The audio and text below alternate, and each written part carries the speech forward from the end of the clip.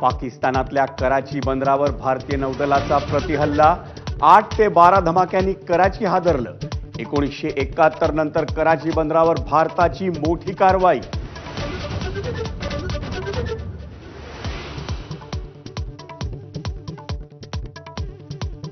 भारताकडून थेट पाकिस्तानची राजधानी इस्लामाबाद लक्ष्य। साखळी स्फोटांनी पाकिस्तानचं इस्लामाबाद हादरलं। लाहोर आणि रावळपिंडीवरही जोरदार हल्ले।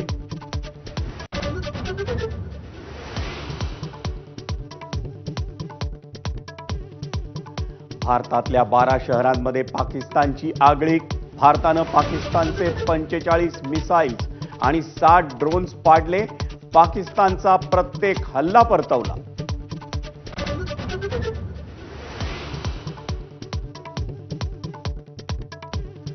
भारतीय हवाई दलाचा पाकिस्तानला मोठा दणका।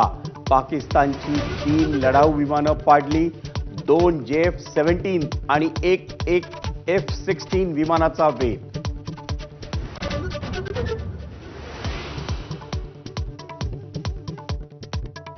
पाकिस्तानकडून नियंत्रण रेषेवर आगळीक सुरूच। पाक व्याप्त काश्मीरमध्ये जोरदार कारवाई करत भारताचं प्रत्युत्तर।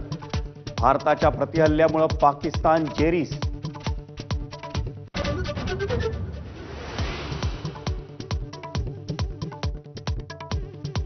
पाकिस्तानचा खोटारडेपणा पुन्हा एकदा उघड।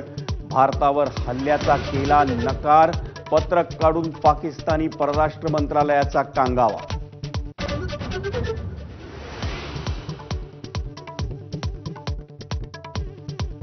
सांबा सेक्टरमध्ये जैश ए मोहम्मदच्या 7 दहशतवाद्यांचा भारतीय लष्करानं केला खात्मा। 10 ते 12 दहशतवादी सांबा सेक्टरमध्ये घुसखोरी करण्याच्या होते तयारीत।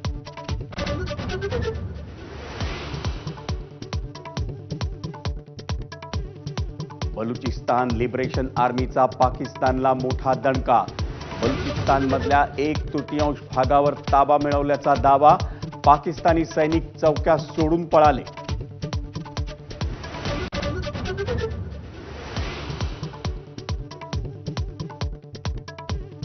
परराष्ट्र मंत्री एस जयशंकर यांनी केली 10 देशांच्या परराष्ट्र मंत्र्यांशी बातचीत। ऑपरेशन सिंदूरबद्दल दिली माहिती। America, Japan, France, Germany, Saudi अरेबियाचा समावेश।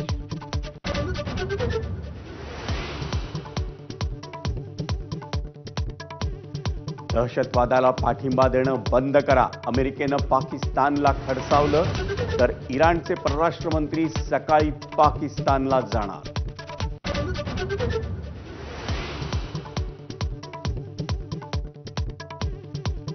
पाकिस्तान अनागोंदीच्या दिशेनं लष्कर प्रमुख असीम मुनीरला ताब्यात घेतलं।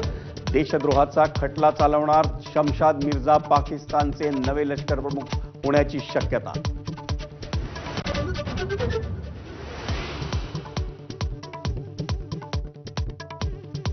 पाकिस्तानात इम्रान खान समर्थक रस्त्यावर। इम्रान खान यांना सोडण्याची मागणी। सोशल मीडियावर इम्रान समर्थकांची मोठी मोहीम।